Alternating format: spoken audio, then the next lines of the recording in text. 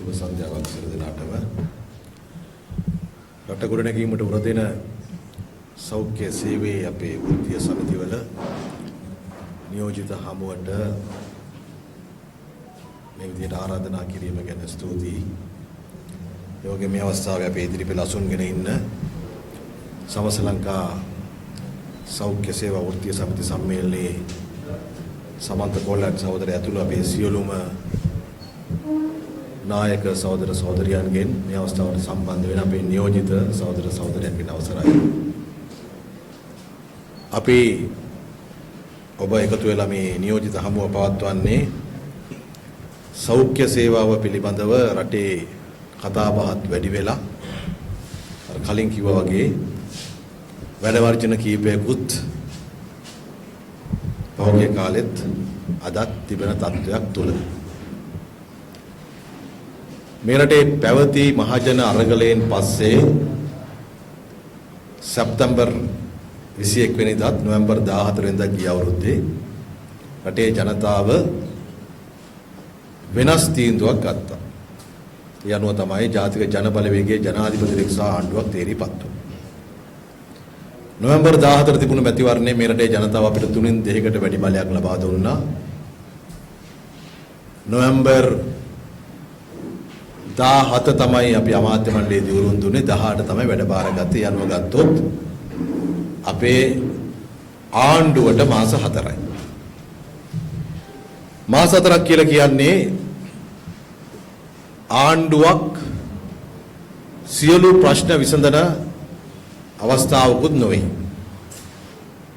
මේ මාස 4 ඇතුළතදී අපිට මුහුණ දෙන්න සිද්ධ වුණේ කලින් දශක ගණනාවක් තිස්සේ මේ හැම ශේෂ්ත්‍රයකම ප්‍රශ්න ගොඩ ගහලා ප්‍රශ්න අවුල් කරලා ඒ වගේම අර කලින් කිව්වා වගේ ප්‍රශ්න විසඳනවා වෙනුවට ශ්‍රේණි අතර ભેදයක් හදලා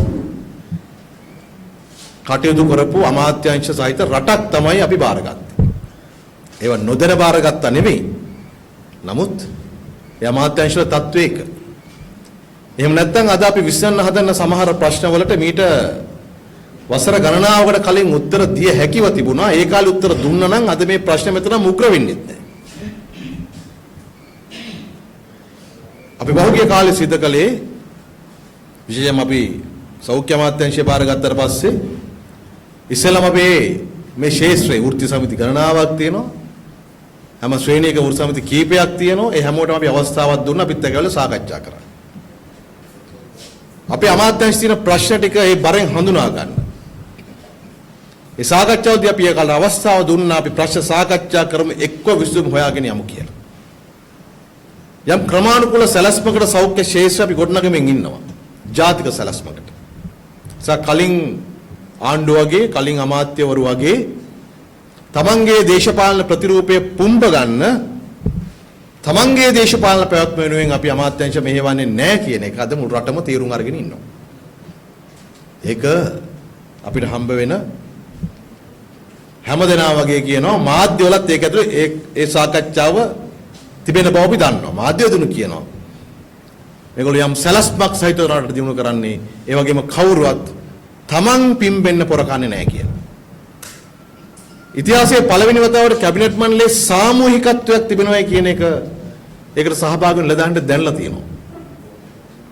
කියන්නේ දේශපාලන සංස්කෘතිය මතු පිටින් පෙනෙනවට වඩා ගැඹුරින් හරින් අභ්‍යන්තරයෙන් අපි වෙනස් කරමින් තියෙනවා. ඒක තමයි රටකට ඕනේ. ඒක තමයි ආණ්ඩුවක් කියන්නේ. ජනතාව වෙනුවෙන් වග වෙන ආණ්ඩුවක් කියලා කියන්නේ ජනතාව ලබා දුන්නු බලය වගකීම් බාරගත් අය සාමූහිකව එක පොදියට එක බරකින් රට ගොඩ ගන්න මහන්සි වෙන්නට ඕනකම තියෙනවා. එකිනෙකා අතර තරංගයක් නෙවෙයි. ජනතාව අතර ભેද ඇති කරලා තමන්ගේ ප්‍රයත්න සාතික කරගන්න ආණ්ඩුවක් නෙවෙයි. ජනතාවගේ ඇත්ත ප්‍රශ්නවලට උත්තර හොයන ආණ්ඩුවක්. ඒ අර්ථයෙන් ගත්තට පස්සේ අනික් අමාත්‍යාංශ වලට වඩා සෞඛ්‍ය අමාත්‍යාංශය කියලා කියන්නේ ඔබ දන්නවා පෞද්ගලික කාලෙදී ඒ තිබුණු දේශපාලන නායකත්වය ඒකට සම්බන්ධ වෙච්ච නිලධාරීන් සමහර කෙනෙක් ඍජුවම අමාත්‍යවරුන්ගේ දූෂිත ක්‍රියාවලියට දායක වෙලා තියෙනවා. සමහර කෙනෙක් නිහඬව දූෂණ අනුමත කරලා තියෙනවා. තමන්ගේ දැනුම හැකියාව විසඤ්ඤභාවය දූෂණයට ඉඩකඩ ලැබෙන ලෙසට හසුරුවලා තියෙනවා. එහෙම අමාත්‍යාංශයක් තමයි සෞඛ්‍ය අමාත්‍යාංශය තිබුණු එක. ඒක තමයි අපි නිවැරදි කරගෙන යන්නේ. ඉතින් මට සතුටුයි කියන අමාත්‍යවරයා හැටියට ඔබත් දන්නවා මාස 4ක් ඇතුළතදී අපි ඒ දූෂණයේ අන්තයට ගමන් කරමින් හිටපු අමාත්‍යාංශයක් අනිත් පැත්ත හරවලා යම් ස්ථාවරත්වයකට අරගෙන ආවිලා තියෙනවා. ඒක නිසායි අපිට පුළුවන්කම ලැබිලා තියෙන්නේ මේ රටේ මහත් ආందోලනයකට තුඩු දීපු ඖෂධ සම්බන්ධ ක්‍රියාවලියේදී වෛද්‍ය සැපයීම් අංශය ජනවාරි 31 වෙනිදා වෙනකොට තමන්ගේ ඊළඟ අවුරුදු දැනුම් ටික බාර දෙන තැනකට ගේන්න SPC එක තමන්ගේ ප්‍රසම්පාදන ක්‍රියාවලියේ සැලකිතු මට්ටමකට දුර යන තැනකට ගේන්න ජාතික ඖෂධ නියාමන අධිකාරියේ එකතු වෙලා තිබුණු ෆයිල්ස් 2500ක් විතර මේ වෙනකොට 350කට ආසන්න ප්‍රමාණයකට ක්ලියර් කළා ඒ පැත්තෙන් බේරලා දෙන්න මේ ආදී හැටියට හැම පැත්තකින්ම එකතු වෙලා උත්සාහ කරමින් පොරබදමින් ඉන්නවා ඒ ඖෂධ සැපීම විධිමත් කරන්න කටයුතු කරන්න. ඒ නිසා තමයි මේ රටේ ජනතාවට සතුටු වෙන්න පුළුවන් හැටියට සමහර ඖෂධ රුපියල් 76000ට ගෙනාපු ඖෂධ රුපියල් 370ට ගෙන තැනකට අපි ගෙනාවේ. එහෙම ඖෂධ ගොඩක් තියෙනවා. සමහර මේ ඖෂධ සමාගම් වල සහ ඒවට සම්බන්ධ දූෂණ නිලධාරීන්ගේ සම්බන්ධකම් ඇති සමහර අය මාධ්‍ය ඉස්සරහට ඇවිල්ලා බොරු තොරතුරු ප්‍රචාරය කරලා ඖෂධ හිඟයක් තියෙනවා මෙහෙම එකක් වෙනවා අහම එකක් වෙනවා කියලා කියන්න හදනකොට ඒවත් අපි වළක්වලා තියෙනවා. අපරාධ පරීක්ෂණ දෙපාර්තමේන්තුවත් පැමිණිලි කරලා සමහර ක්‍රියාවන්ට එරෙහිව නීති අපි කටයුතු කරමින් යනවා. අපි හැම පැත්තකින්ම මේ ටික විධිමත් කරගෙන යනවා. සෞඛ්‍ය ශාස්ත්‍රය ගොඩ ගන්න නම් අතන අපිට තියෙන ලොකු වගකීමක් මේ රටේ ජනතාව බහුතරයක් අනුමත කරපු අපේ ප්‍රතිපත්තිය පොහොසත් රටක් ලස්සන ජීවිතයක් කියන ඒ සංකල්පය යථාර්ථයක් බවට පත් කරගන්න නම් අපිට සෞඛ්‍යයට පැවරන කාර්යභාරය තමයි ජනතාවට හොඳ ජීවිතයක් නිරෝගී සෞඛ්‍ය සම්පන්න ජීවිතයක් උරුම කළ දෙන එක. එහෙම කරන්න ඕන නිසා තමයි මෙවර අයවෙන් සෞඛ්‍ය වෙනුවෙන් රුපියල් බිලියන 604ක් වෙන් කරන්නේ. බිලියන 604ක් ලේසි වැඩක් නෙවෙයි. බිලියන 604ක් වෙන් කරනවා සෞඛ්‍ය ශාස්ත්‍රය වෙනුවෙන්. ඉතිහාසය වෙන් කරපු වැඩිම මුදල. ඒ කරන්නේ මේ සෞඛ්‍ය වෘත්තිකයන් වන ඔබ හැමදෙනාමත් සම්බන්ධ කරගෙන එක සැලැස්මක් ක්‍රියාත්මක කරලා එක පවුලක් වගේ මේ රටේ ජනතාවගේ සෞඛ්‍ය රැකබලා ගැනීම අපි සිත කරන නිසා. සෞඛ්‍ය ගැන අත්දැකීම් තියෙන ඔබට තමන්ගේ ශාස්ත්‍රවල හැම කෙනාටම මේ සෞඛ්‍ය දියුණු කිරීම සම්බන්ධයෙන් ඊටාම ධනාත්මක සිතුවිලි යෝජනා තිබෙන බව අපි දන්නවා. සෞඛ්‍ය සම්පන්න රටක් බිහි කරනවා කියලා කියන්නේ විශේෂ වෛද්‍යවරයාද සෞඛ්‍ය ලේකම්වරයාද එතෙන් සිට රෝහලක වැඩ කරන සෞඛ්‍ය කාර්ය සහායකයා දක්වා ඒ හැම දෙනාගේම දායකත්වය සහිතව කළ යුතු දෙයක්. ලෝකේ සෞඛ්‍ය සපයන සේවාවන් දියුණු වෙනකොට අපේ මේ හැම ශ්‍රේණියකටම ඒ තාක්ෂණය පුහුණු අවශ්‍යයි. ඒ කියන්නේ කොටසකට පුහුණුව ලබා දීලා ඒ අය පමණයි මේකේ ඉහළට ඉගෙන ගන්න ඕන අනිත් අයට ඉගෙන ගන්න ඕන එහෙම එකක් නැහැ. හැම දිනම පද්ධතියක් හැටියට ඉහළ එසවෙන්න ඕනකම තියෙනවා. අපි කටයුතු කරන්නේ අපේ මේ සෞඛ්‍ය පවුලේ හැම දිනාටම හොඳ අධ්‍යාපනයක් හොඳ පුහුණුවක් ලබා දීලා හැම දිනම ගුණාත්මකව ඉහළට ගියේ. මෙන්න මේ යන ගමනේදී අපිට තිබෙන ප්‍රධාන බාධාවක් අපි රාජ්‍ය ප්‍රතිපත්තිය වෙනස් කරලා අපේ ආදර්ශය ලබා දීලා ඒ කටයුතු කරගෙන යනකොට යම් යම් ප්‍රතිගාමී කණ්ඩායම් සුළු කණ්ඩායම් ඒගොල්ලෝ තමන්ගේ වැඩ කටයුතු ස්ටාර්ට් කරලා තියෙන බව පේනවා. මං කිව්වේ මාස 4යි. මාස 4කින් නේද? අකණ්ඩ වැඩ වර්ජන, පැය 24 වැඩ වර්ජන, දින දෙක තුන වැඩ වර්ජන කැඳවන්න අපි මොකද්ද කරන්නේ කියන එකවත් සමහරුන්ට හරියට අධ්‍යයනය කරන්නවත් කාලයක් නෙමෙයි.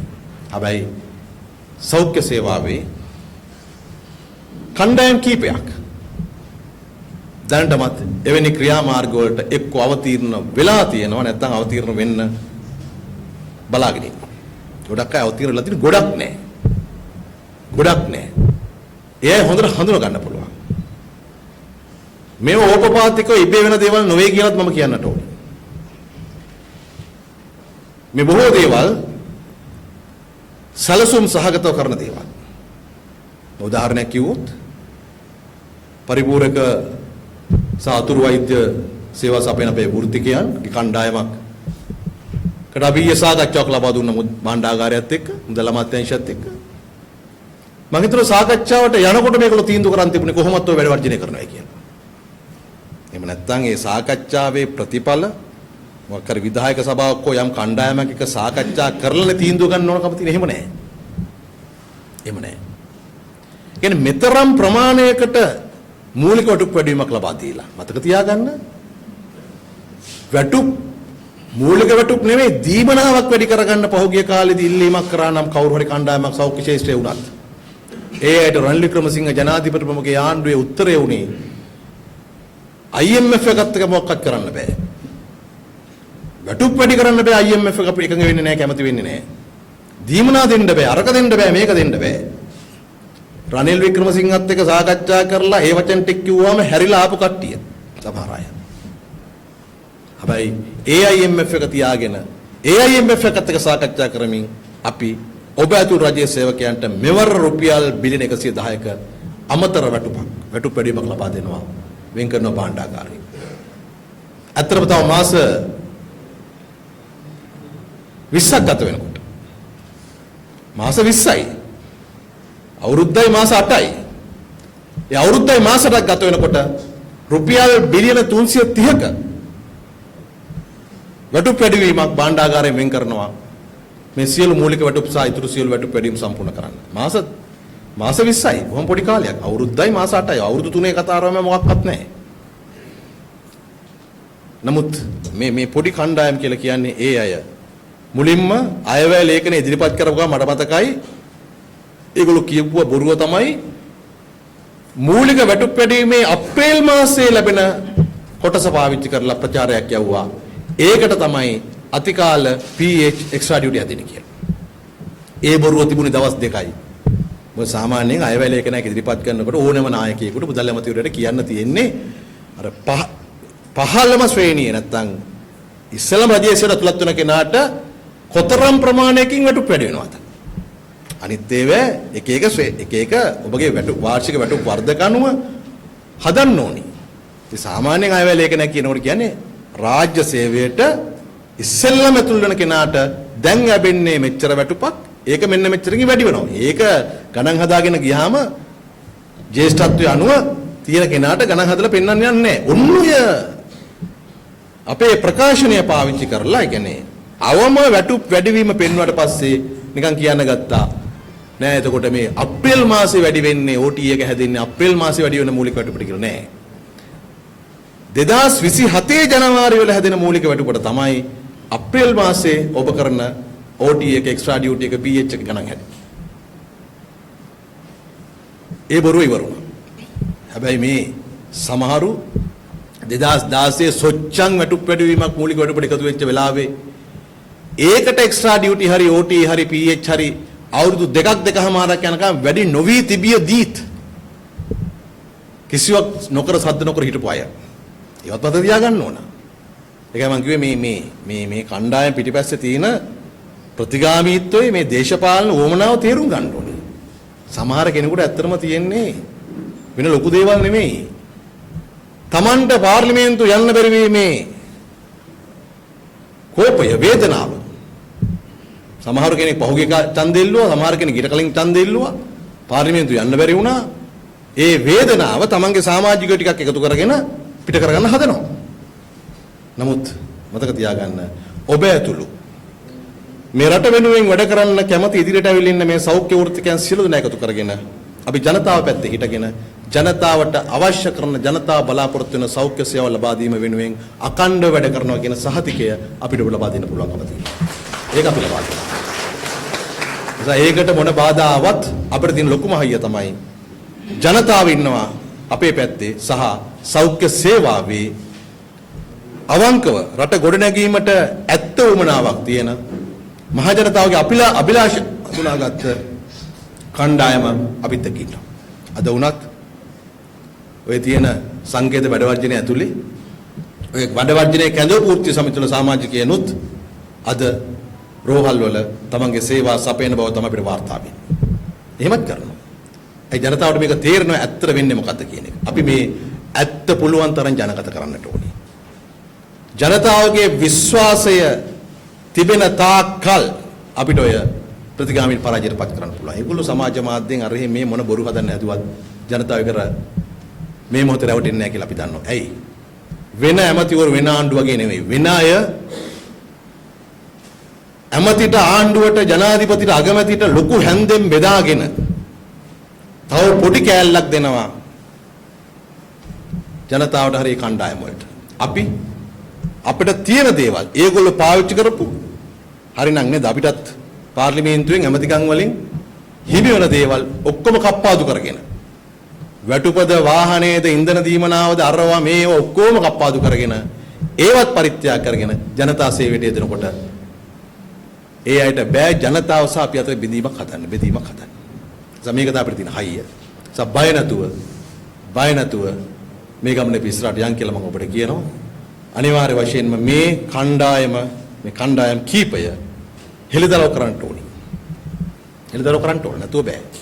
කියන්නේ රටක් ඉස්සරහට යන්න හදනකොට ඒක තමන්ට වරප්‍රසාද අහිමිවීම නිසා තමන්ගේ සිහින බිඳ වැටීම නිසා කවුරු හරි කුමන්ත්‍රණකාරීව සැලසුම් සහගතව කඩාකප්පා ගන්න හදනවා නම් ඒට මුහුණ දෙන්නට ආණ්ඩුව කටයුතු කරන පමණක් නෙවෙයි ඒකෙදී අපිට තියෙන ලොකුම විශ්වාසය ජනතාව සහ සෞඛ්‍ය වෘත්තිකයන් වන ඔබ. රට කොට නැගීම වෙනුවෙන් මේ ඔබ එකතු වෙලා අද මේ තියපු පියවර පිළිබඳව අපි ඊටම සතුටු වෙනවා. මේ පණිවිඩය අපි අරන් යනෝනේ හැම වෘත්තිකයෙක් ළඟටම සමහරට අපේ සේවාවේ ඉන්න අයට තියෙන කාර්ය බහුලකම නිසා මාධ්‍ය වලට අහුම්කම් දෙන්න තියෙන ඉඩකඩ අඩු නිසා ඇත්ත දැනගන්න තියෙන අවස්ථා නැති වෙලා ඇති. ඒ නිසාම තමයි සමහර විට අර අමුමම බොරු බේගල් සමහර පත්‍රිකාවල ගහලා කියන්නේ බෙදන්න. නේද? ඒ කියන්නේ මම දැක්ක එකක් තියෙනවා මේ මාර්තු වැටුපට වඩා අප්‍රේල් වැටුප අඩුයි කියලා කියන. ගහලා බෙදෙනවා print කරලා. හරිද? එහෙම. එතන මේ අස්පන අපිට සත්‍යයක් මොන ක්‍රමයකට ගණන් හැදුවත් මාර්තු වලට වඩා අප්‍රේල් වල අතර ලැබෙන ගාණ වැඩි කියන එක.